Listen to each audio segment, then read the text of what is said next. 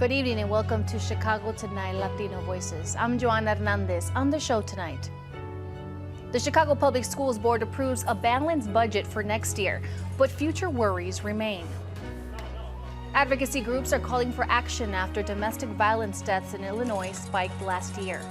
They've made this very difficult process a lot easier. How a local organization is helping families affected by gun violence. And a public art exhibit uncovering the history of an ancient Mexican civilization. And now to some of today's top stories. The Secret Service, along with top city officials, say they are fully prepared for next month's Democratic National Convention in Chicago. Today, they made public the security maps outlining the perimeters of both the United Center and McCormick Place. Officials say these maps will be distributed to residents and businesses, detailing the restricted areas and checkpoints for pedestrians and vehicles. A Secret Service official says the DNC safety plan has been reviewed by 17 law enforcement agencies following the attempted assassination of former President Donald Trump. Additionally, Chicago Police Superintendent Larry Snelling says their plans also include ensuring there are enough officers to patrol the city. And we're looking at our manpower, we're looking at our allocations, and we want to make sure, and we will make sure, that the neighborhoods who need us the most, we will be there. And for more security plans for the DNC, you can visit our website.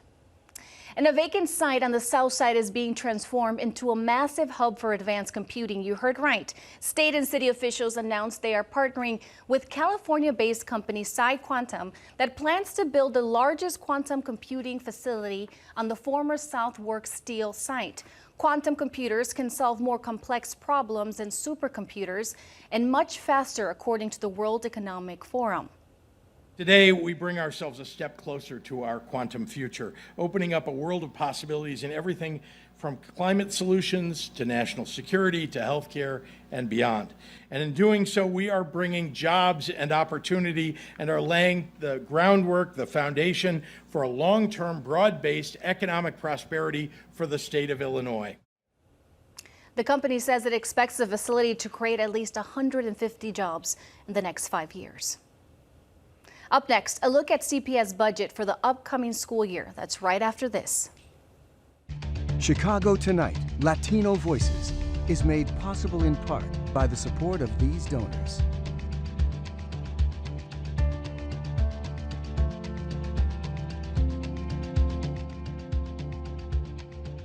Chicago's Board of Education unanimously approves the district's nearly $10 billion spending plan today.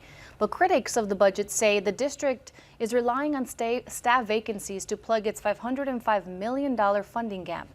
WTTW News reporter Matt Masterson joins us now with more.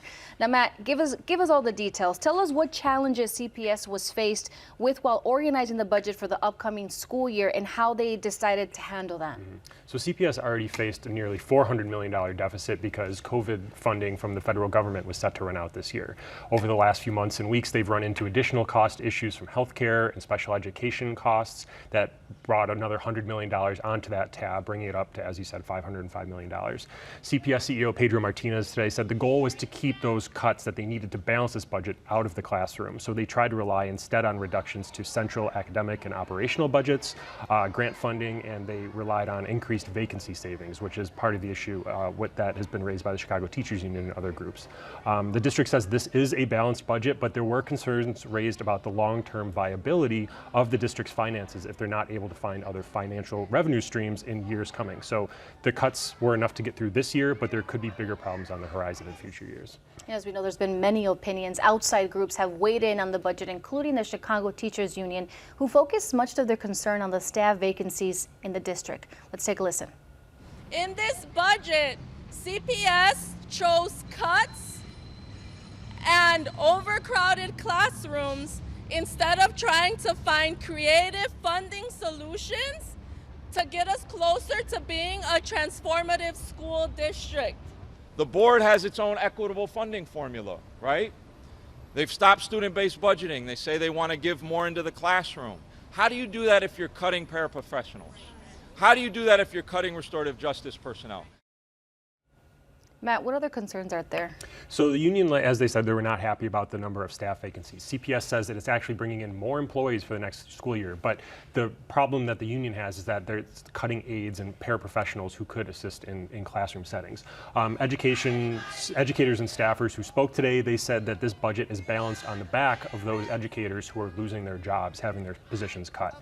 And as I said, there are concerns that remain about the future of CPS's finances. The district says that they're owed more than $1 billion in state funding from Illinois under its equitable funding formula. And CPS also has to cover hundreds of millions of dollars in teacher pension costs that are typically covered by the state for other school districts around Illinois.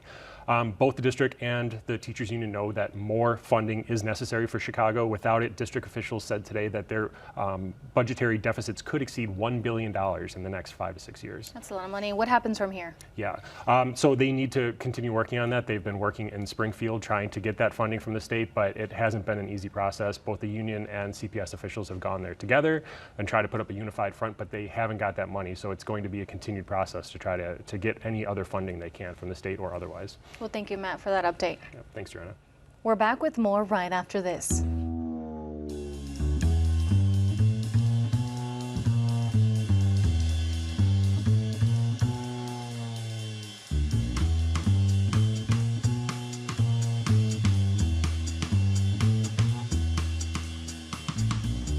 Violence is an ongoing threat in Chicago's neighborhoods. So far this year, the Chicago Police Department reports 321 people have been killed.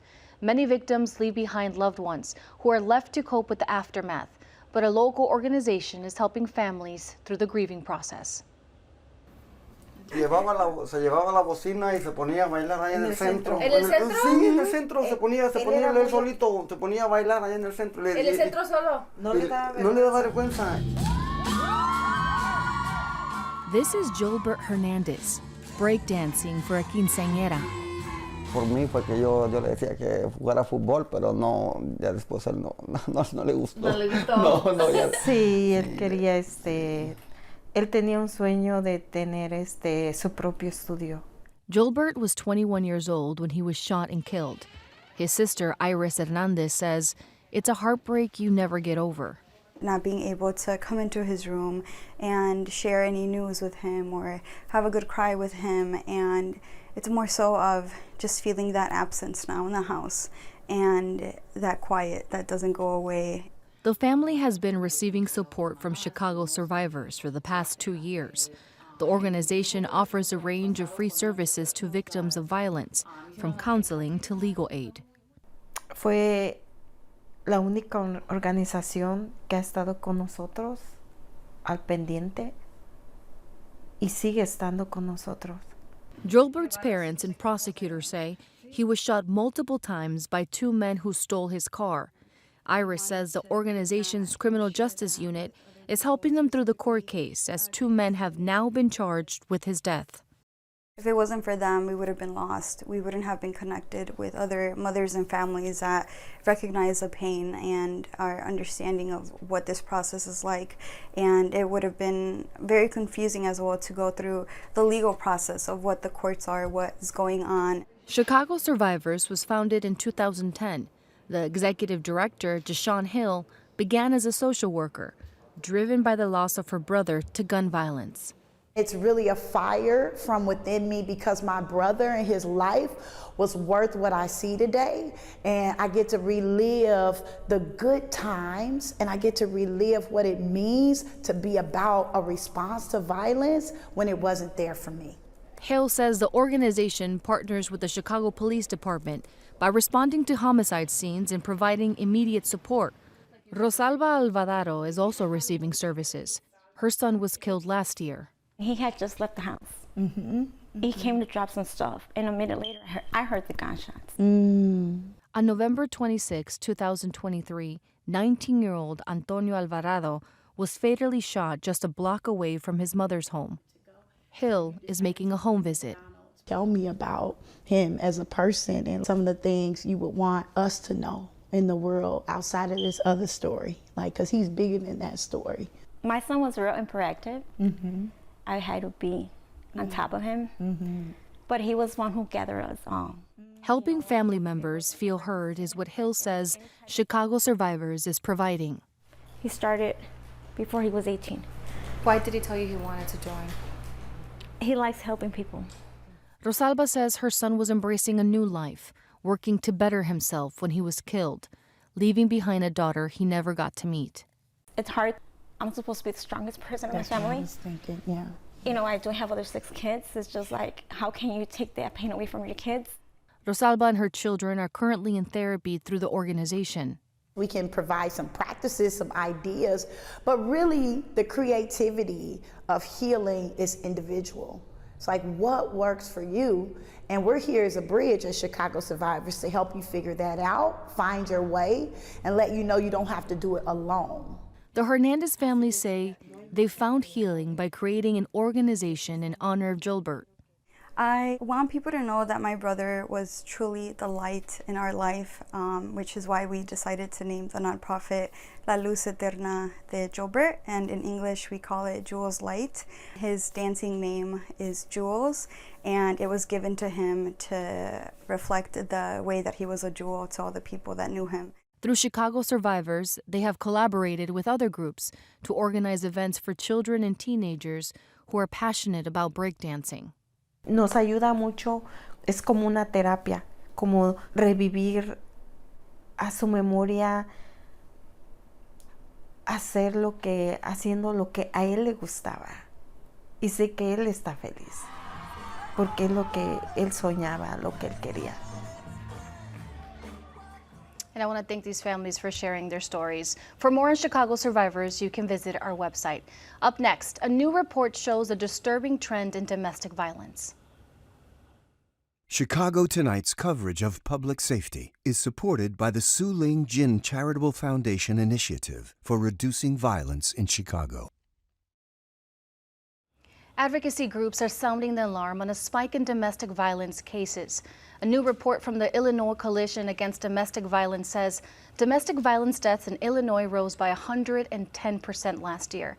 The coalition says there were 94 incidents of domestic violence that led to 120 deaths in 2023.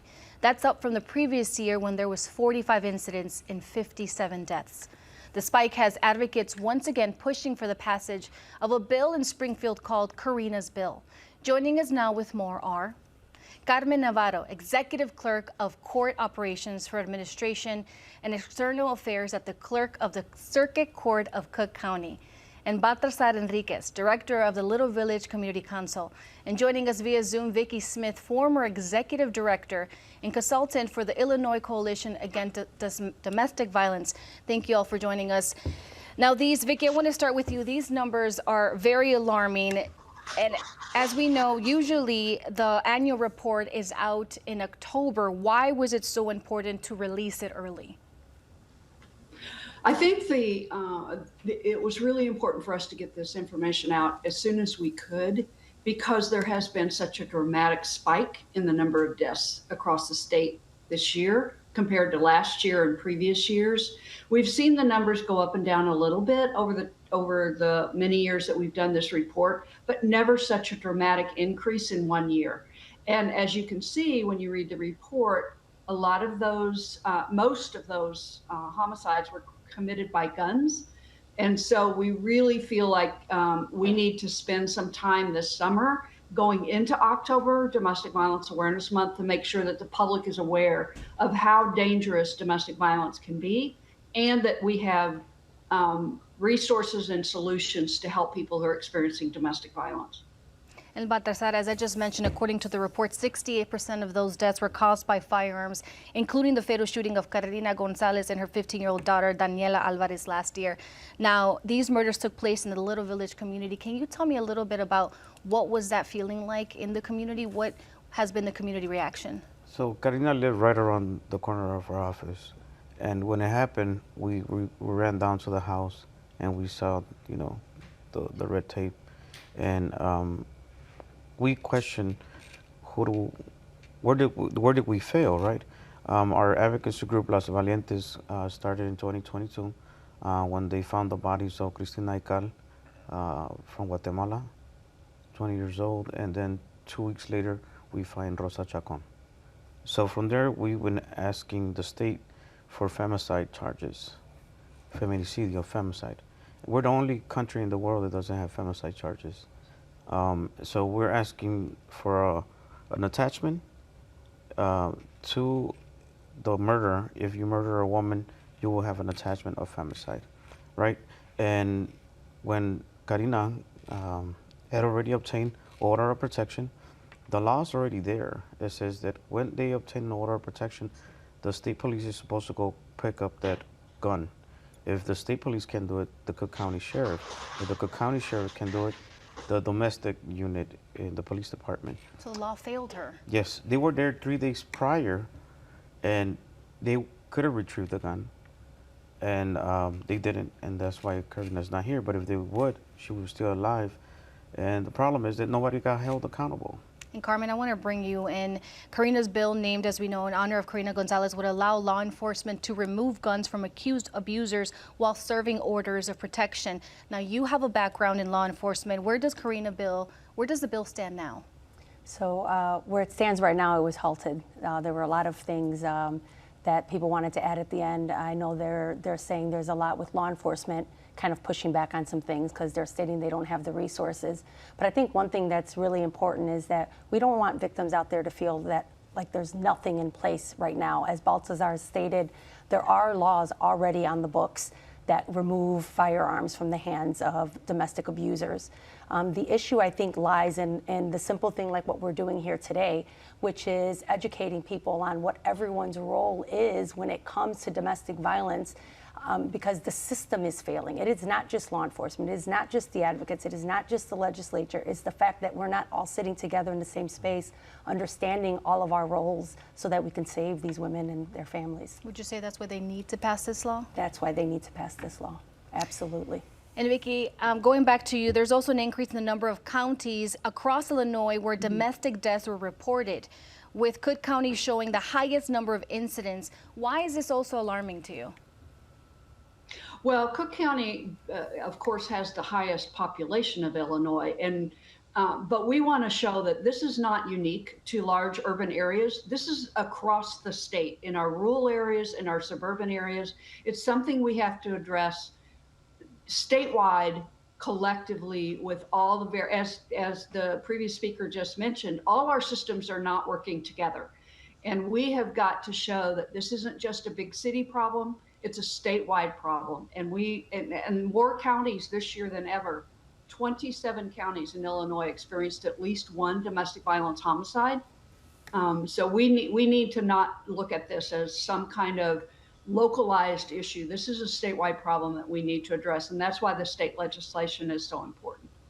And Carmen, talk to me about the Domestic Violence Survivor Center in Markham. This was opened last October. Yeah, it was opened last October, and from October through till present, we've helped over 1,500 people with file orders of protection. It's a safe space. Iris Martinez, the clerk of the circuit court, when she came in, she wanted us to identify spaces within our current facilities that wouldn't cost any money. We wouldn't have to go through any red tape.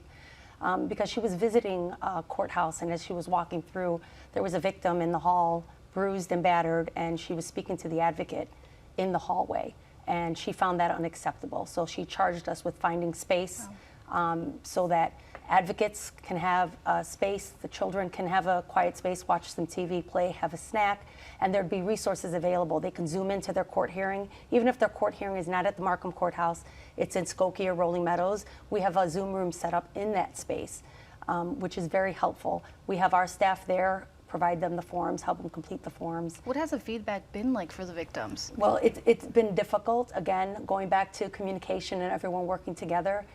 Everyone gets comfortable doing things the way they've always done it.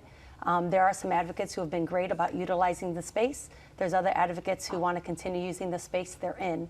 And so we can create the space, we can make the space available. The victims utilize the space. We don't always get all the advocates into So it's really bringing everybody together. It's bringing everyone together. And Baltasar, last year your organization held a march against domestic violence in Little Village. Can you tell me about the event? And as a man, why is it so important for you to stand up for this? Well, you know, I'm a big mama boy, so my mom raised me, and I always saw the way that in my life, this played a role. Domestic violence played a role. My parents got separated when I was 14.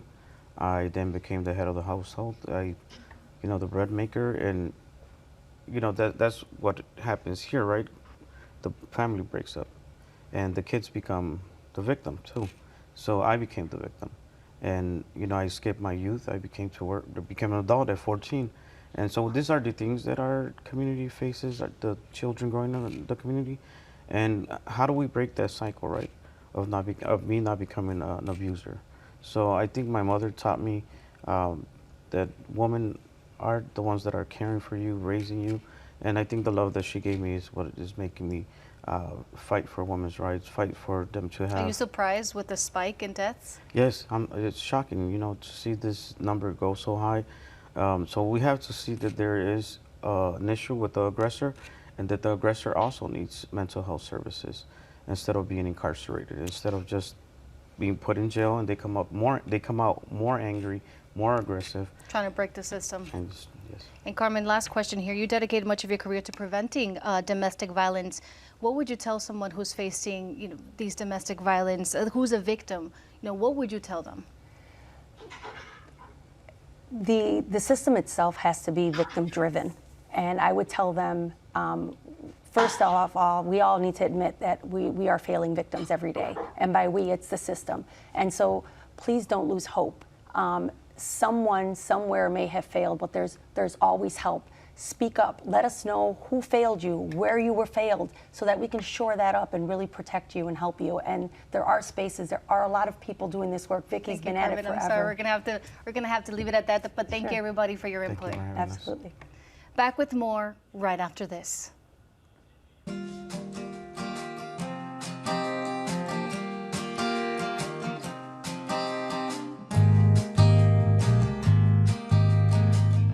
Long before the ancient civilizations of the Aztecs or the Mayas, there were the Olmecs. Their people once lived along the southeast border of Mexico in what is now Veracruz, and are considered one of the most influential civilizations of Mesoamerica. Now, a symbol of their legacy, the Olmec head is at the center of a public art project on display across the Chicago area. The Olmec are the first civilization. This is la madre cultura, because they're finding out, anthropologists in the know, they finding out that this civilization is kind of what inspired a lot of the Aztecs, the Mayans, everything around after they started migrating from the areas that they did. And then they, the way we were found out about them was because of these gigantic stone heads. It's very important to understand that they found rubber, the cacao, corn, they gave us a lot of things that we start now to look into, and we say these are things that we are just very common day for us. So this project for me means quite a bit. It means a lot because it allows me to look back into the ancient cultures of Mexico, into my own culture growing up in Mexico, and kind of looking back at it. Remembering some of the stories that I learned. My piece at the Olmec Trails, looks at the idea of cycles of life, which, the paint drips, the paint flows. So to me, that's the aspect of rain. And rain is an aspect in the cycle of the earth, right? And all the ancient cultures looked at cycles. They were ruled, and they were, all about the cycles of the earth, the cycles of the moon, of the stars. They study those things. And that for me is an important part of my work. There's an actual line that you can follow around the head, which starts in the back of the head in the map of Mexico, and particularly in the region where the Olmec heads were found. And it ends at the top of the head in the frontal area, or the forehead, of the head, of the Olmec head. So the trail begins in the past and it ends with the present. One of the most important parts of the project that really attracted me was also that most of the artists, we were invited to go and work on site with other artists, and that enriched me as an artist. As I worked on my piece, being in community of others, and I think that was one of the important elements of the project. I feel is that sense of community that was created, with the different groups that work together. Some in Mexico, some here in the United States, and that was, I think, a really fascinating and exciting thing for us as artists, to remember, the conversations and the friendships that were made during that time. It's a great entry point for the culture, the art, and even where it's placed. It's something important to somebody because, again, they've been traveling by there for a long time in their life, or maybe they're new to the place and they just saw it. Who knows? But it's always a great experience. So we try to find these little windows and find ways to kind of connect people. At the end of the day, we want them to learn about Mexico. You can also check out the history of the Olmecs exhibit on display at the College of DuPage. For more details on the entire project, you can visit our website. And that's our show tonight. Join us tomorrow night at 5:30 and 7 for the Weekend Review. And from all of us here at Chicago Tonight Latino Voices, I'm Joanna Hernandez. Stay healthy, stay safe, y buenas noches.